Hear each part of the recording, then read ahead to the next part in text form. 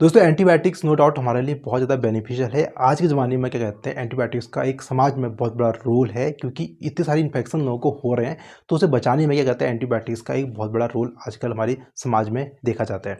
दोस्तों पहले क्या होता था कि जो लोग पहले के ज़माने के लोग होते थे उनकी इम्यूनिटी बहुत ज़्यादा मजबूत होती थी।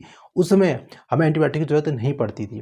लेकिन आजकल की लाइफस्टाइल बहुत चेंज हो चुकी है, लोगों का आहार विहार बहुत चेंज हो चुका है। इसकी वजह से क्या होता है कि एंटीबायोटिक क्या कहते हैं हमारे लिए एक बहुत ज़रूरी चीज़ हो गई है। इन्फेक्शन लोगों के अंदर बहुत ज़्यादा बढ़ चुका है और क्या कहते हैं इम्यूनिटी बहुत ज़्यादा कम हो चुकी है। तो इस वजह से क्या होता है लोग एंटीबायोटिक ले रहे हैं। लेकिन एंटीबायोटिक का क्या है, लेने से आपको कुछ साइड इफेक्ट देखने को मिलते हैं, जो इस वीडियो में आपको बताने जा रहा हूँ। पहला दोस्तों देखो, एंटीबायोटिक का जो साइड इफेक्ट देखो ये मिलता है कि क्या करते हैं आपके गट सिस्टम को ख़राब करती हैं। गट सिस्टम को ख़राब करने का मतलब है कि अगर आप कोई भी एंटीबायोटिक अपने पेट में डाल रहे हैं, तो क्या होगा, आपके पेट में अच्छे बैक्टीरियाज भी होते हैं, गुड बैक्टीरियाज भी होते हैं। तो यह करेगा गुड बैक्टीरियाज को, अच्छे जो आपके बैड बैक्टीरिया उसको तो मारेगा। इसके अलावा आपके अच्छे बैक्टीरियाज को मार सकता है। तो उसकी वजह से क्या होता है, कुछ मेडिसिन होती है जिसकी वजह से आपका पेट खराब हो जाता है। ठीक है, आपके पेट में क्या कहते हैं डायरिया हो सकता है, आपको दस्त हो सकते हैं। ठीक है, आपको भूख लगना कम मत हो सकता है। तो ऐसे में क्या होता है, ये दवाई एंटीबायोटिक्स होती हैं आपके गट बैक्टीरियाज को, जो आपके अच्छे बैक्टीरिया उसको भी मारती है। ठीक है, तो ये डिफरेंशिएट नहीं करती कि अच्छा बैक्टीरिया कौन सा है, गुड बैक्टीरिया कैसा है।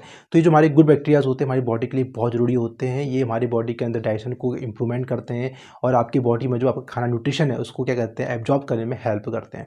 तो ऐसे में क्या होता है कि आपके गुड बैक्टीरिया को मारता है, तो इसकी वजह से क्या होता है आपकी बॉडी में इम्यूनिटी भी कम होती है और आपका बॉडी में डाइजेशन भी खराब होता है, आपको डायरिया दस्त भी आपको हो सकता है।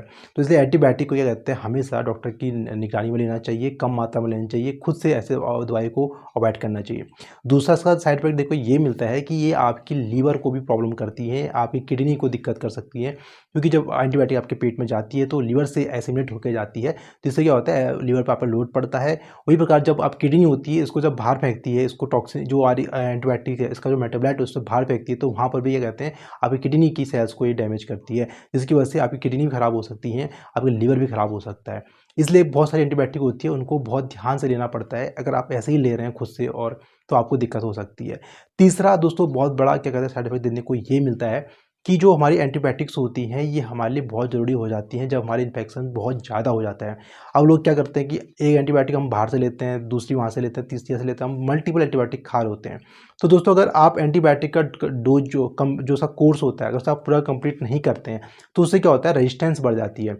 यानी ए बैक्टीरिया जिसको मारने में क्या कम से कम 5 दिन की एंटीबायोटिक की जरूरत पड़ती है, अगर आप उसे 3 दिन में ही कोशिश करते हैं कि ख़त्म करने की, वो ख़त्म नहीं होता है। उसकी वजह से क्या होता है वो और पावरफुल हो जाता है।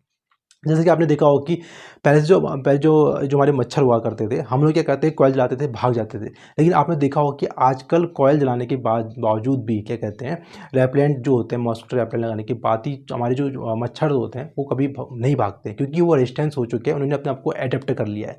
तो वहाँ पर भी ऐसे होता है कि अगर आप एंटीबायोटिक का कोर्स कम कर रहे हो, कम कम मात्रा में, मतलब जितना, जैसे मान लो कि 5 दिन में किसी एंटीबायोटिक को आपको लेना था, अगर आप 3 दिन में ख़त्म कर रहे हो, तो उससे क्या होता है बैक्टीरिया मरता नहीं है, बैक्टीरिया कम मरते हैं, लेकिन कुछ बैक्टीरिया होते हैं जो अपने आप को फिर से क्या कहते हैं ग्रो करते हैं, खुद को अपने आप को ढाल लेते हैं उस तरह से। तो उससे क्या होता है वो एंटीबायोटिक उस बैक्टीरिया में कभी बाद में काम नहीं कर पाता है। तो ऐसे में क्या होगा कि जब मान लो कभी आपको बहुत ज़्यादा ज़रूरत पड़ेगी एंटीबायोटिक की, तब वो एंटीबायोटिक आपको काम नहीं करती है, आपको हायर एंटीबायोटिक में जाना पड़ता है।